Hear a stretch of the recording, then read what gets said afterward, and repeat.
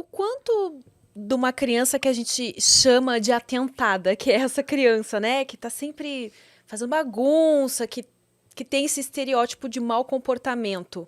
Pode ser do caráter dela, pode ser disso que você tá falando, realmente é uma criança mais negligenciada, tá vivendo situações de estresse em casa, enfim. Ou não tem como separar, é uma mistura dos dois. Ó, vão existir todos esses casos, né? Vai ter criança que é a mistura de tudo. Vai ter criança que é uma coisa muito forte, uma negligência muito forte. Vai ter criança que é o corpo. Mas é só esse detalhe sobre o corpo que eu acho importante da gente falar.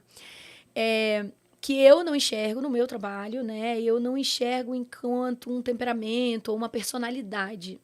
Eu enxergo enquanto especificidades do corpo da criança. Então, assim, por exemplo, quando a gente vai estudar processamento sensorial, aí vamos voltar para o processamento sensorial, né? Tem crianças que têm o copinho, vamos imaginar que cada sentido nosso tem um copinho, né? Então, o meu copinho auditivo, ele é muito pequenininho, ele enche muito rápido, então rapidinho o meu auditivo e o da Fernanda também, né? Rapidinho os nossos auditivos já estão lotados e a gente já tá no vermelho, já tá demais. Já o meu, por exemplo, tátil, ele é enorme. A pessoa pode me apertar, me dar beijo, eu não tô nem aí, eu adoro. Meus filhos sobem na minha cabeça, amassa a minha cara e eu continuo lendo o livro. Não me atrapalha de maneira alguma. Que maravilha! Se ele fizer assim, ó, aí eu já surto, entendeu? Tipo assim, pode me agarrar, me apertar, ficar em cima da minha cabeça, eu tô lendo tranquila. Se fizer barulho de boca do meu lado, eu perco, tipo assim, a minha concentração. Com certeza. Então, eu te entendo perfeitamente. Não é? Então, esse processamento sensorial, na minha visão e na visão de muitos autores que eu tenho estudado recentemente, que é o pulo gato. Porque vai ter criança, por exemplo, tem uma criança que tem um copo muito grande para impacto, né? É uma criança que vai precisar de pular, de correr. É uma criança que vai precisar de bater coisa no chão. Essa criança não cabe no nosso sistema educacional.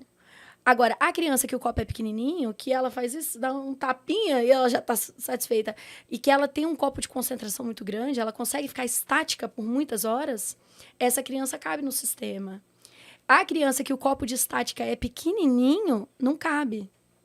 Então, essa criança que tem que estar na sala de aula estática, mas o copo dela já lotou, ela é considerada mal educada. Porque ela quer levantar e ela quer impacto.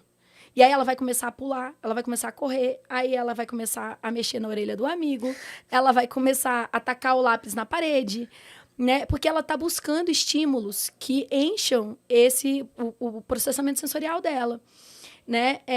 E essa criança muitas vezes é considerada hiperativa, é considerada mal educada, ela é considerada desobediente, problemática, né? Porque ela não cabe na estrutura de escola que a gente tem hoje, que é uma escola que procura, né, um perfil específico.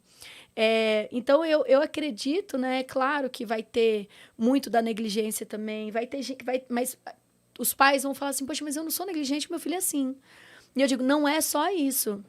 Né? Tem também toda uma questão do corpo, das demandas do corpo dessa criança, que às vezes sistematicamente não são supridas. Então, se a criança é assim, um copo gigante para impacto, e ela estuda no integral, passa 10 horas dentro de uma escola, 3 dias seguidos essa criança já está surtando. Está quebrando a sala inteira já. Né? Chega em casa, os pais não dão conta, porque a criança está com o copo de impacto vazio e morrendo de sono. Então, o corpo dela não dá conta, né? Dela tá cansada e precisando de suprir uma demanda que demanda energia. Então, é um negócio muito, assim, muito delicado. E eu vejo que ainda é uma informação muito nova, né? Eu encontro... A maior parte dos profissionais da infância que eu encontro, eu tô falando de pediatra, de neuropediatra, de psicólogos, de pedagogos, psicopedagogos, professores... A grande maioria ainda não sabe essas coisas. Quantas palestras eu dou que tem professor e diretor, que é diretor de escola há 30 anos, que acaba a palestra, a pessoa senta do meu lado e fala assim, como assim? Como que eu nunca ouvi falar disso na minha vida? Professor recém-formado senta do meu lado e fala, como assim? As nossas formações estão extremamente defasadas. Do mesmo jeito. E aí, os pais que têm filhos assim, O que que você aconselha? Não tem jeito, tem que deixar na escola em período integral. Faz como para Então, conseguir eu acho que fazer com que o filho não se sinta, né? Então, o pulo do gato, na minha opinião, é o conhecimento. É o primeiro pilar. A gente pode não conseguir mudar nada na vida dessa criança. Mas só da gente olhar para ela com o olhar de, poxa, filho, deve ser muito difícil o que você está vivendo. Isso já faz uma diferença do caramba. A professora vir, nossa, hoje ele ficou super agitado na sala. Você dizer, pô, tadinho, né? Você imagina, para ele deve ter sido muito difícil. Né? A professora, pô, mas para mim tá exaustivo, eu tenho 20 crianças para cuidar. Poxa, eu imagino que para você deve estar muito difícil também. Vamos sentar nós duas, nós três, né? Vamos tentar ver aqui uma forma, encontrar um meio do caminho, porque o olhar muda. Eu não estou dizendo, nossa, a gente vai encontrar uma super solução. Pode ser que a gente não encontre solução nenhuma. Mas pelo menos a gente não está culpando essa criança. Entende? Pelo menos a gente não está ensinando para ele que ele é ruim, porque ele é assim. Sabe? Que tem uma coisa de errado com ele. Só isso, você já muda a opinião que essa criança vai formar sobre ela mesma. A forma como ela vai se enxergar nas relações dela. Né? O adulto que ela vai se tornar. Simplesmente, ela teve a mesma infância, só que sem o rótulo.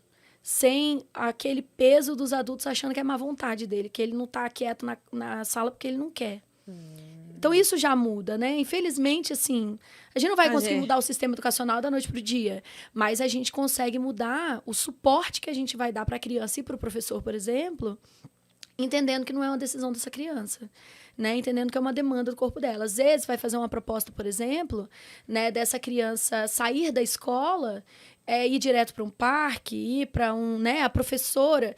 Igual eu propus uma vez para a professora do Theo, né? O Theo, a gente sempre ensinou para os meus filhos a autorregulação. Então, quando eles vão ficando bravos, nervosos e tal, eles gostam de dar aquela corrida, né? Para suprir isso. E eu conversei sobre isso com a professora. Para todas as professoras, eu sempre explico. E aí ela fala para mim, ela fala, o Theo, às vezes, ele precisa levantar e ele dá 2 voltas assim, na sala e senta de novo. E eu deixo. Ah, que bom! E explicou para os amigos aqui, gente, quando o Theo levantar e der 2 voltas assim, aí outro amigo quis, pode sim, você deve ter a mesma demanda, entende? E aí você começa a enxergar por que a gente quer os alunos tudo sentadinho. Por que não pode, de vez em quando, levantar e dar uma volta? Que trabalho que pode proibir uma pessoa numa jornada de trabalho como tempo que essas crianças ficam na escola? Vamos supor uma escola básica é 4 horas. Que emprego que pode te exigir ficar 4 horas sentado sem você poder levantar para esticar a perna? Não pode, é contra a lei. A pessoa tem que ter intervalo e ela tem que poder dar uma andada de vez em quando, fazer um xixi, né? Sim. A criança não, a criança tem que pedir permissão e se a professora não deixar, ela não vai. Nossa, o que tem de história de professor que não deixa, né? A criança Aí a professora fala assim, não, ele tá pedindo para ir ao banheiro só para dar uma volta. Fala, então, é uma necessidade. Por que fazer xixi a gente respeita, mas a necessidade de dar uma andada a gente não respeita? É verdade. Né? São necessários. Tá tão urgente que ele tá te pedindo para levantar. Deixa. Né? Lógico que a gente não vai falar, então, meu filho, daqui a 2 horas eu te vejo.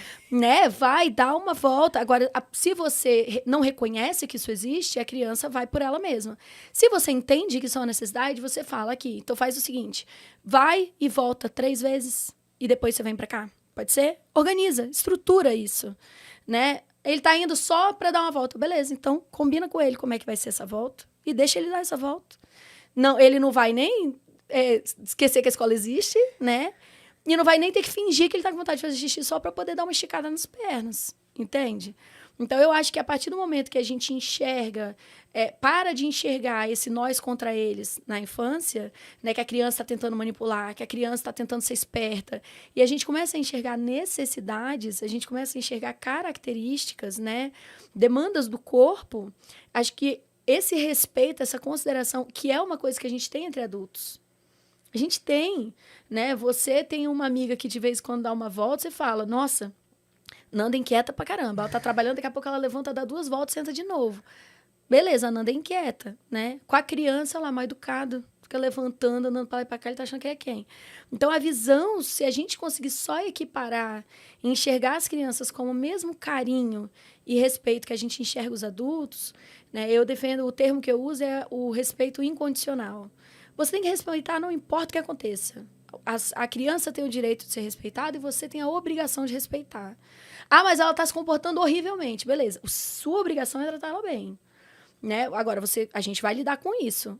Mas não é porque ela está fazendo uma coisa que você não gosta que você tem o direito de tratar ela. Porque se você está no seu trabalho e alguém está fazendo uma coisa absurda, você não tem o direito de ir lá e dar um tapa nela.